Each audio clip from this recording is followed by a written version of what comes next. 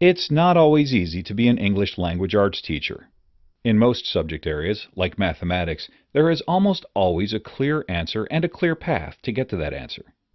That is not the case when teaching and learning reading.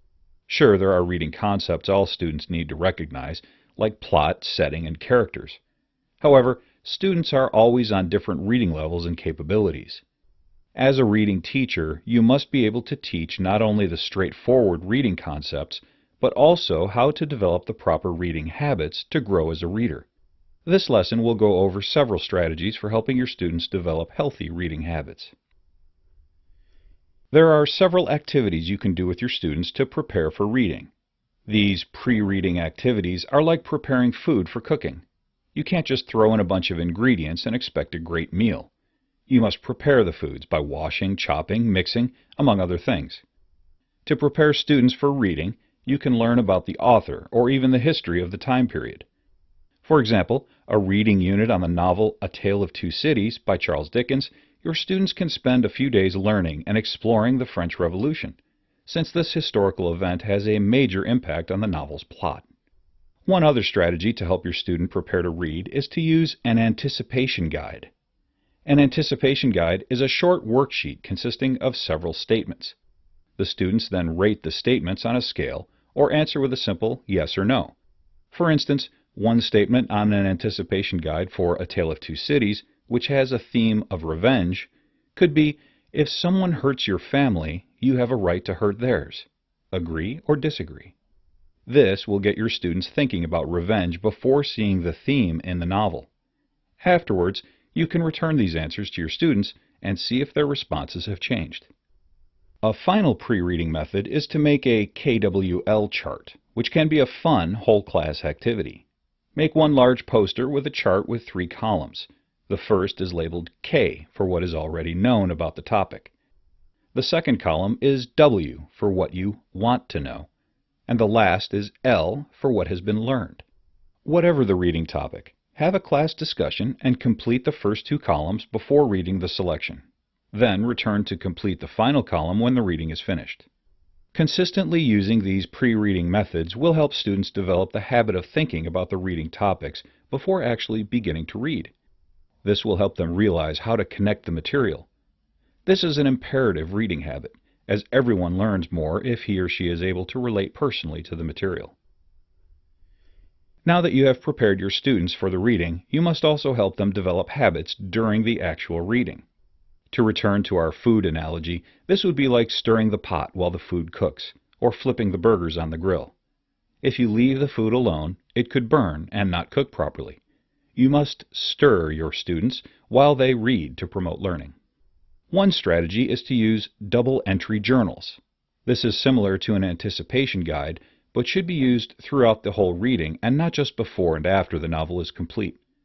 This journal consists of a free response question before a passage, and then the same question after. When reading novels, these journals are usually done before and after chapters or sections. The purpose is for students to reevaluate their responses and incorporate the reading material into their personal thoughts, which is an essential reading habit to develop. A second strategy is a directed reading thinking activity.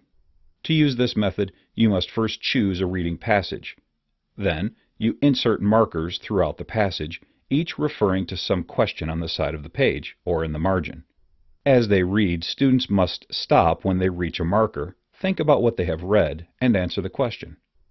This is a great way to help students develop the habit of stopping and evaluating while they read. Many students will read without even processing the material. This activity forces them to stop and process the reading. The only downside is this might be improbable when dealing with novels or other long reading materials. Creating the questions and markers takes a lot of time and thought. It might be best to only do this on very difficult sections of the reading.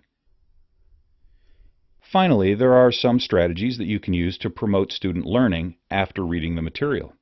Just like putting toppings on your burger or nicely arranging food on serving trays, you need to have your students finalize the reading when finished.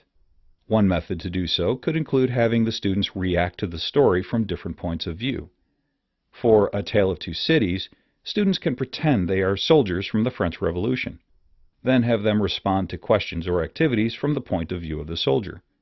The students can even put on a play or act out a scene from the story, with each student acting like a different character from the novel. Lastly, at the end of a reading unit, students can complete creative writing activities. The best way to use these effectively is to create writing prompts that will compel the students to relate the reading to their own lives. For example, in A Tale of Two Cities, you can ask students to write letters to different characters on the topic of revenge. They can give advice on what the character should have done instead, or even commend the character on actions with which they agree. Try to incorporate a variety of topics to attempt to relate to a variety of students.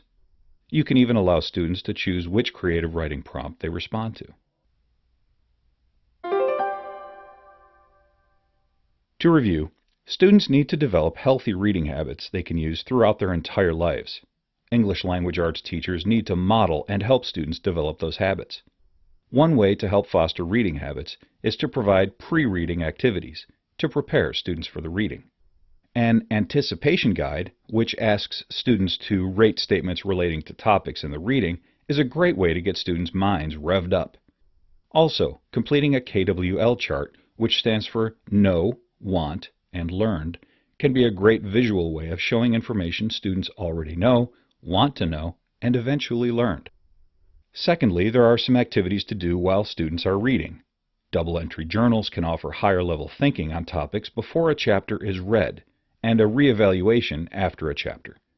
These help students relate personally to the reading, which helps increase comprehension. The teacher can also create a directed reading thinking activity, which has markers throughout the text indicating questions. The student must stop at the marker and answer the question right then and there.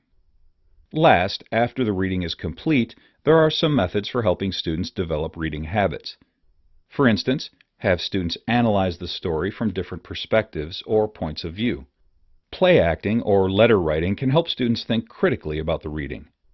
Also, designing creative writing activities, where students must relate the reading to their own lives or opinions, can help students continue thinking about the material long after reading is complete. Choosing creative activities before, during, and after reading will help students develop the healthy habits to make them effective readers.